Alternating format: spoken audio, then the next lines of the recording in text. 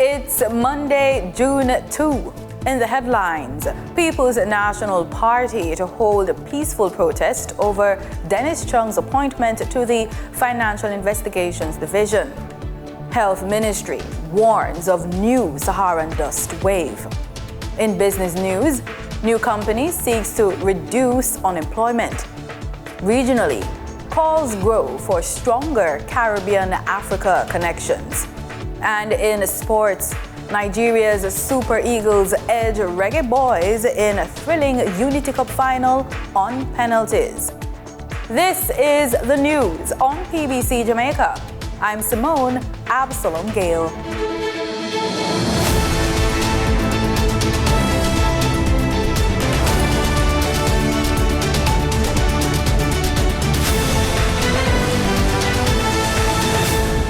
The opposition People's National Party, PNP, has announced plans to stage a peaceful protest at National Heroes Circle in Kingston on Monday. They are opposing the appointment of Dennis Chung as Chief Technical Director of the Financial Investigations Division, effective the same day. In an audio message released on Sunday via the People's National Party's social media platforms, Opposition leader and party president Mark Golding urged Jamaicans to join the protest. Last Thursday, the PNP issued a 72-hour ultimatum demanding the government rescind Chung's appointment or face nationwide actions. However, the government has firmly rejected the demand. Finance and Public Service Minister Favour Williams confirmed the appointment was recommended by the Office of the Services Commission. A statement from her ministry emphasized that Chung has the necessary education, experience, and skills for the role, and that the selection process was conducted transparently. In response to the planned protest, Prime Minister and Jamaica Labour Party leader Dr. Andrew Holness called on his party supporters to counter what he described as the PNP's hypocritical demonstration, scheduled for Monday. The Ministry of Health and Wellness has alerted the public to expect another wave of Saharan dust affecting Jamaica starting Monday, June 2nd. In light of this, the ministry is urging citizens to minimize their exposure to the dust to protect their health. Exposure to the Saharan dust particles can lead to serious health issues, including respiratory illnesses such as asthma, chronic obstructive pulmonary disease, respiratory infections, and allergies. The dust may also cause skin and eye irritation and negatively impact water quality. The ministry advises individuals, especially those with existing respiratory conditions or vulnerabilities, to take the following precautions. Stay indoors as much as possible. Wear face masks when outside. Use long-sleeved clothing and protect the eyes. Additionally, the public is encouraged to wash hands regularly and avoid touching the eyes. Treat any harvested water before use. Cover water used for domestic purposes, including drinking and food preparation. These measures are critical to reduce health risks during the Saharan dust event. This week is National Environment Awareness Week. The week will see several activities being spearheaded by the National Environment and Planning Agency, NEPA. NEPA's Director of Environment Management and Conservation, Anthony McKenzie, says the week got started with a church service at Bethel Baptist Church in Halfway Tree. Again, it's an opportunity for us, in particular, to build awareness in the church community on matters relating to the environment and environmental stewardship. World Environment Day will be celebrated on June 5th. The global theme for World Environmental Day 2025 focuses on ending plastic pollution. Mr. McKenzie says NEPA will be hosting a symposium on that day under the theme State of the Environment in Jamaica, challenges, opportunities, and pathways for sustainability. The symposium will provide a platform for identifying pressing environmental issues while fostering collaboration and innovation to protect Jamaica's unique natural heritage. This symposium will address the topic, the state of the environment in Jamaica, challenges, opportunities, and pathways for sustainability. The conference will be held at the Jamaica Conference Center, and we begin at 9 o'clock. A mangrove cleanup will also take place on June 6th at the Gallows Point in the Palisadoes Port Royal protected areas. Community members from Port Royal and other volunteers will take part. Where we'll be planting mangroves and removing plastics from our ocean. I should make the point that the theme for World Environment Day, and reflected in the entire week, is combating plastic pollution, building ocean resilience. It's about turning the tide. That's the theme associated with the day. So, in celebration of World Ocean Day, which is the 8th of October, we'll be having this exercise on the Friday. World Ocean Day is the Sunday, so we'll be having this exercise on the Friday. Again, as I said, to remove plastics from our ocean. We have a significant problem with plastics, as some of us would be aware, and it gets into our marine environment and impacts the marine life and the coastal resources that are there. A 3K walk-run is scheduled for June 8th in the Hope Gardens and will focus on promoting environmental stewardship. We'll be running and walking in aid of the species conservation. So we have identified two particular species, one flora, one fauna. So the animal species is the crocodile, and the funds that we raise will go towards the conservation, the protection. We're hearing a lot about the crocodile in recent times, about them being killed and so on. So some of the funds will be towards that, as well as the endemic, meaning tree ferns that are found nowhere else but in Jamaica. You should know that NEPA is the lead government agency with a mandate for environmental protection, natural resource management, land use, and spatial planning in Jamaica. Time now for the Business Report with Denise Williams.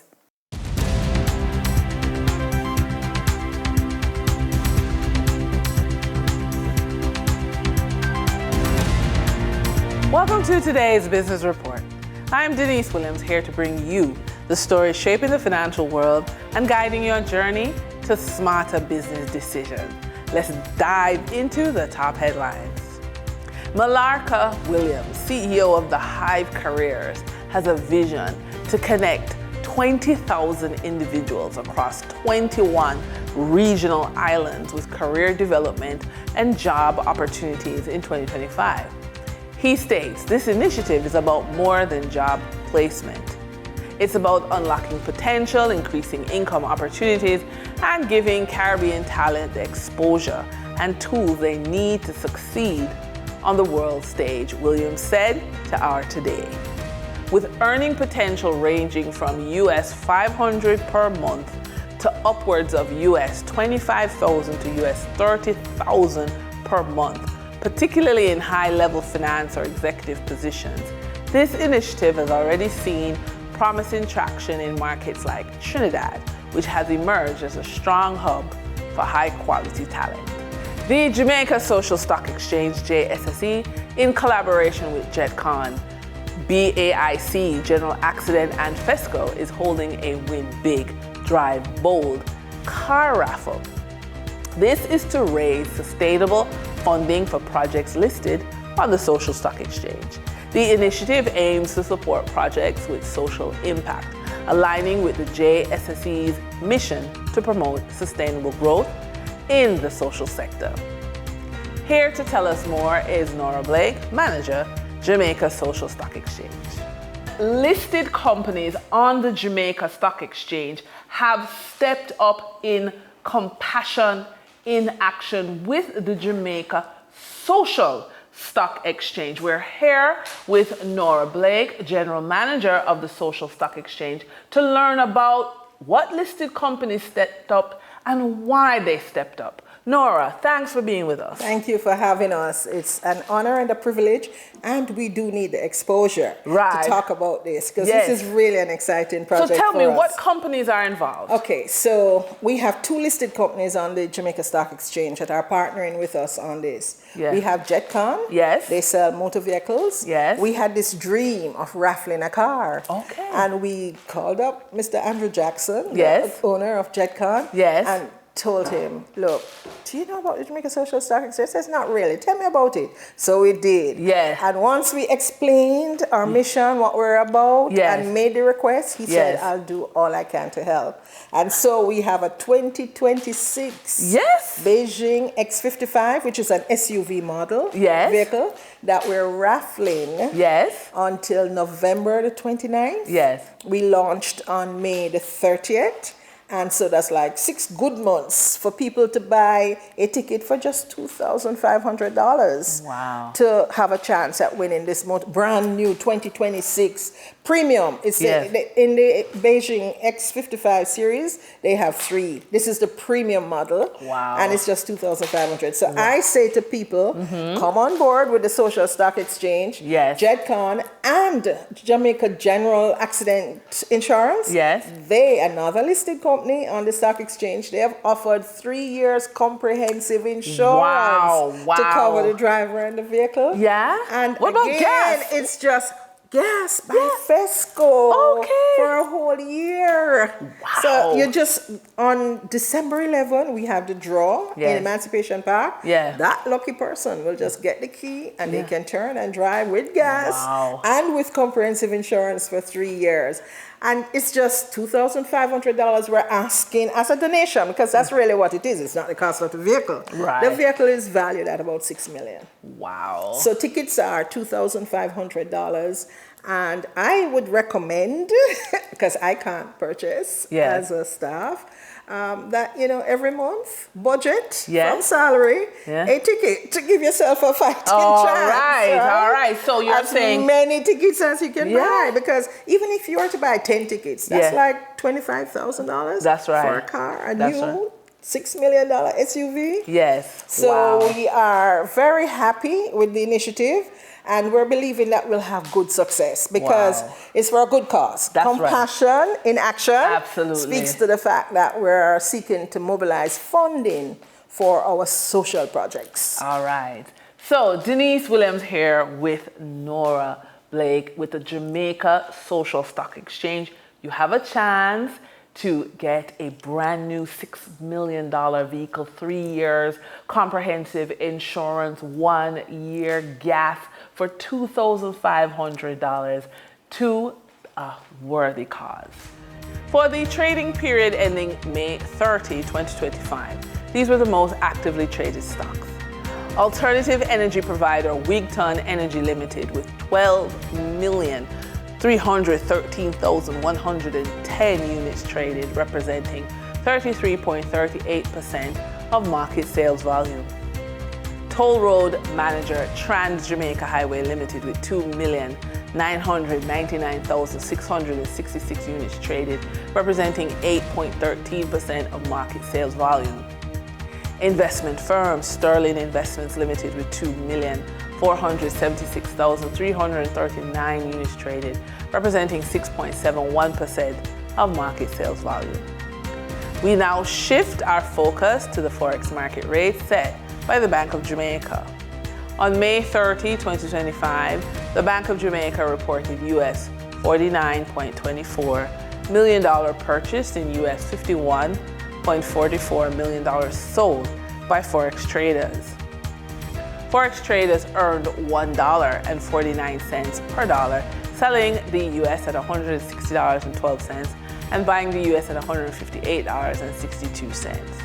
The Canadian dollar netted Forex traders $1.45 per transaction, with selling at $117.11 and buying at $114.70. The British pound yielded Forex traders $8.41 in profits, with selling at $216.24 and buying at $209.76. For our credit report tip of the day, here's the truth. Banks, lenders don't fund ideas. They fund people who are organized, intentional, and credit worthy. From software and social media tools to e-commerce platforms and the equipment, the tools you need to succeed in a digital business world cost money. But when your credit profile shows strength, you can get the funding to cover startup costs without draining your savings. If you're building something from nothing, starting from financial recovery to financial resilience, if you're a professional woman over the age of 45 building with your spouse, it's not too late. If you experience loss, divorce, caregiving burnout, or financial missteps, the road back can feel daunting. But here's the truth. Resilience starts with knowing yourself financially and then working with, not against, your partner's money mindset. Whether you're married, partnered, or building again after love and loss, your journey towards wealth requires two key shifts. Understanding your money scripts, which are your subconscious beliefs about money, and then identifying your money type, which is your behavior patterns with money. When you know this with yourself and your spouse, together these shape how you approach income, spending, savings, and risk. And that wraps up today's business report. I'm Denise Williams, reminding you that every financial decision is a step toward your future. Until next time, stay focused, stay informed, and keep striving for success.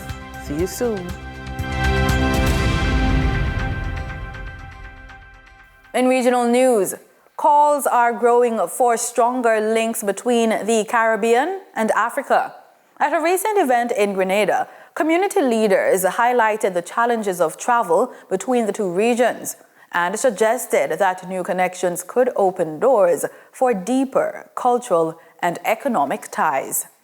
Flying from the Caribbean to Africa has long been a challenge due to limited direct flights, multiple stopovers, often in the US or Europe, long travel times, possible transit visa requirements, and few airline options connecting both regions. It would be a good thing if the Grenada government can explore having a direct flight service from Grenada to African countries. The words of Dr. Mabwe Mashat, Secretary of the Nigerian community in Grenada, as he addressed the audience attending Sunday's observance of All African Liberation Day celebration in Grenada. Having a straight flight from Nigeria to Grenada would enable people from Grenada visit the homeland, learn about our cultures, right? Meet our people, understand, the real troubles that are going on the ground, not what is sold on the media and all. Dr. Mashat applauded the leadership of CARICOM for the bold step in that direction. Amen was saying he's never been to Africa. Possibly one of the reasons is because the cost of transportation is a lot. You have to get a visa to either the UK or the US. You have to, or Germany. You have to fly to that location before you fly to Africa, if you have the money. If you have to go through this long route, more expensive. It will cost you nothing like that, less than 10 to 12,000 EC. Today, I am again applauding the leadership of CARICOM and the Caribbean, because Trinidad and Tobago now have a direct flight from Lagos to Trinidad and Tobago. That is going to cut down, yes, that's decolonization. That's going to cut down the cost of transportation by more than 1/5. Again, there's a flight, straight flight from Nigeria to Jamaica. That is another decolonization. We're looking forward to having a time, I hope it's going to be when I'm alive, that Grenadian government is also going to, continue the integration like they've started. They are doing a good job, right? Bringing in Dangote and all. This is integration. This is decolonization, if you ask me. Mashad cited the visit of Aliko Dangote to Grenada in February as holding powerful symbolic and practical significance in terms of decolonization, particularly in fostering economic self-determination and Afro-Caribbean solidarity. Seeing your leader, the current Prime Minister, always putting on African traditional dress, almost 90% of the time. Every time he wears his white shirt, right, you could see that it's an African dress. It is, in its own, a form of protest. And I encourage him to continue. He doesn't have to say a word, but that is speaking a lot. Dangote, Aliko Dangote, was here a few moments ago. He's one Pan-Africanist, a person who is pro-Africa and black people entirely. Most of the oil wells in Nigeria, my country today, are owned by Shell. They are owned by Ajib, multinational companies. This is the first time we're having a national, an African, owning a refinery. That in its own is decolonialization. He's coming here. He came here some months ago. He's coming here again in July. That is some form of reconnection. Christina John, GBN News. In a landmark move to enhance Guyana's health security, the Guyana One Health Project was launched on Friday. It is a $22 million initiative funded by a grant from the Pandemic Fund and credit from the World Bank. Over the next 3 years, the project will focus on preventing, preparing for, and responding to future health emergencies using an integrated One Health approach that is linking human, animal, and environmental health. Guyana was not prepared to respond to the COVID-19 pandemic when the first positive case hit these shores in 2020. And so, to detect, prevent, and respond to future health emergencies, the Guyana One Health Project was created. Dr. Anand Prasad, the technical project lead, revealed that the project will be executed by the Ministry of Health and be monitored and guided by the World Bank. The specific objectives of the project, I'll just go through a few of them. So it's one, a unified, efficient public health laboratory network. So that's important. Expansion of the laboratory network, integration and digitization. A rapid data-driven health surveillance system, similarly the same. Expansion and creation of surveillance systems in the region, integration through software, looking at better ways to do data analysis for policy and implementation of activities. Strengthening public health workforce is another big area. It's not just a question of increasing quantity of healthcare personnel, but the quality also. Training that is consistent and training that involves modules embedded into the established training mechanisms that already exist in the Ministry of Health and is being expanded across different professions. Enhanced border security, another big area, which is very important. We learned during the COVID-19 pandemic that we're not able to close our borders whenever there is an outbreak or a disease. But now we're able to ensure that we have control mechanisms at our points of entry to monitor conveyances and cargo and travelers, which is very important. The project marks the first of its kind in Latin America and the Caribbean, according to the practice manager at the World Bank Group, Tanya Dimitrizenko. This project, the World Bank project, the One Health project, is the first World Bank supported project in the Latin America region, and only two worldwide, the other one being China. Guyana is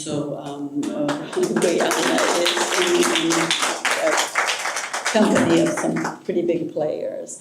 The One Health project will also establish a state-of-the-art laboratory that will serve as a regional reference hub for the Caribbean. It promises opportunities for cross-border collaboration and knowledge sharing with the aim of strengthening pandemic preparedness beyond Guyana's borders. Minister of Health Dr. Frank Anthony said the scientific advancements the project will support include molecular and gene sequencing for disease surveillance. we must be able to see what is happening in any part of the country. And once we see a hotspot, we'll have rapid response teams that can respond in a very timely manner so that it doesn't become a problem.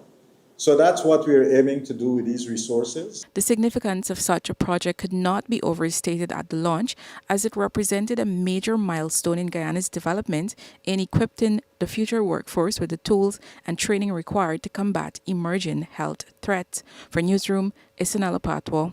In sports, we kick off the report with football. The Super Eagles of Nigeria secured a dramatic victory over Jamaica's Reggae Boys in the Unity Cup tournament final after a tense penalty shootout in West London on Saturday. Jamaica reached the final following a thrilling semi-final win against Trinidad and Tobago on Tuesday, clinching the match 3-2 with a last-minute penalty. In the final, both teams battled fiercely, ending regular time on a 2-2 draw. The match was ultimately decided by penalties, where Nigeria converted all their kicks, while Jamaica missed their fourth attempt.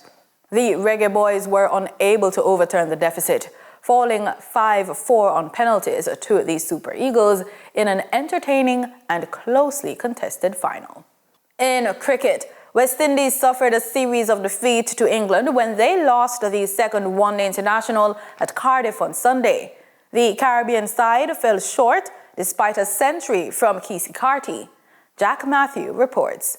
Carty carved out a superb 103, his fourth ODI ton in 36 matches to complement 550s, and lifted the Caribbean side to 308. But Joe Root carried the host to success with a magnificent unbeaten 166. The 28-year-old Carty's 105-ball knock included 13 boundaries. The St. Martin player added 141 for the second wicket with opener Brandon King, who reigned for 59 delightful runs. Skipper Shea Hope weighed in with 78, while leg spinner Adil Rashid captured 4 for 63 in 10 overs, and seamer Saqib Mahmood took 3 for 37 in 9.4. England then ran into trouble at 2 for 2 and 133 for 5 before Root dug deep, and Will Jacks batted with will and purpose in compiling 49. Root's 166 off 139 was a sublime boundary-studded display decorated with 21 fours and 2 sixes. It guided England to a 3-wicket victory with 7 deliveries to spare and a winning 2-0 lead. The third and final ODI will be on Tuesday at the Oval. And that's the news on PBCJ. You can follow us on our social media platforms at PBCJamaica. Thanks for watching.